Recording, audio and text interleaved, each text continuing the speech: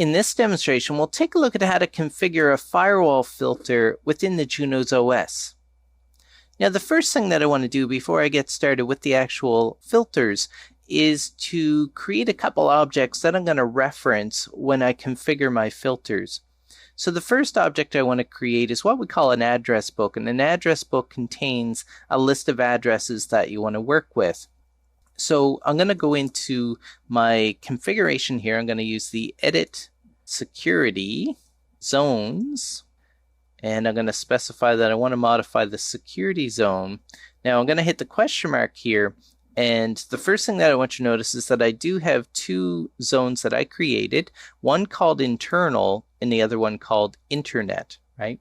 So the Juniper device does come with some default zones of like trusted and untrusted. So I've deleted those default zones and created two of my own zones. So what I want to do here is I want to alter the zone for internal. So all of the ports on the internal ports on my Juniper device here, all the switch ports are part of that internal zone. And, the whole aspect of the security with the Juniper device here is the zones are created so that you can control communication between the zones. So I do have one port that's in that internet zone, so I do want to control that internal and external communication. So what I'm going to do here is I'm going to go and create an address book. So I'm going to do set address book, and the address book is going to have the address of all PCs, I'll call it. And all PCs is the address of 192.168.1.0/24. So the whole subnet is going to be part of this address book entry called all PCs. So now I'm going to top. And the next thing I want to do is create a definition of an application. And the definition of an application here is going to contain things like the source ports and destination ports that are used by this application and what protocols. So I'm going to use the set applications. The application I want to set is called web app, and the source port for web app is going to be 1024, let's say, to 65,000. And the destination port is going to be port 80. And then the protocol for this application is going to be TCP. So I've created my own definition for an application. Now let me go and commit these changes. So the next thing that I want to do is I want to create a security policy that's going to control communication between that internal zone and that internet zone. So I'm going to go and do an edit security policies. And then when you do the edit security policies, you specify your from zone. And if I hit the question mark here, you can see there's my internal and internet zone. So I want to say traffic coming from internal. So the traffic coming from the internal zone going to the internet zone. And I'm creating a policy called I'll call it LAN Internet. So it's my policy that allows LAN communication to the internet.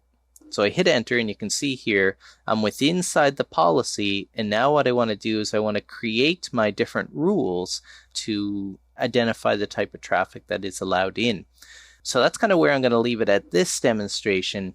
Is I've gone and I've created the policy. Now what I need to do is create some match conditions and some actions within this policy.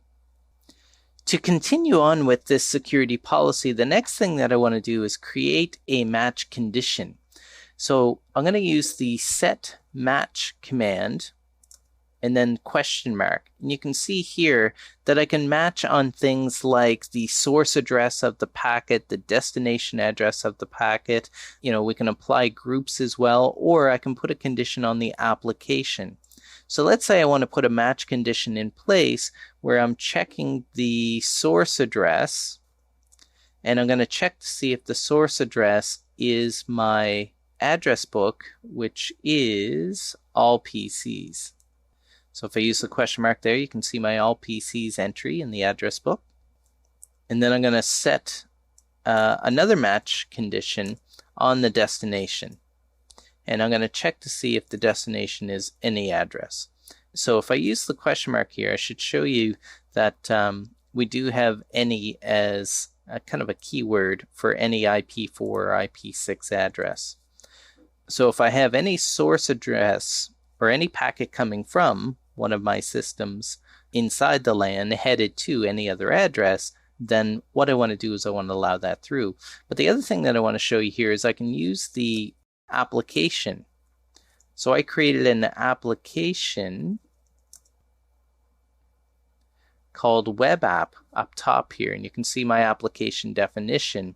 So that's what I want to use as my application criteria, is I want to say if it's from the application web app.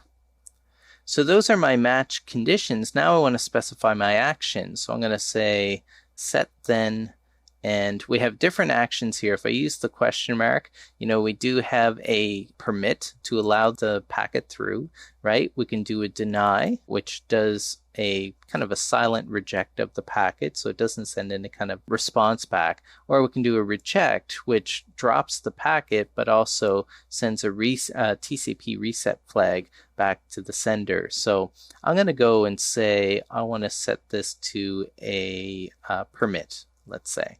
So I want to permit the traffic, and then hit enter. And now I'll commit that change. So if I use my show command, we can see our filter here. So we do have a policy called Glenlan Internet, and it's going to match the source address of all PCs, destination address of any IP address for these application source and destination ports. If those conditions are met, then go and permit the traffic from the LAN to the internet. So in this demonstration, we saw how to create a security filter between our security zones.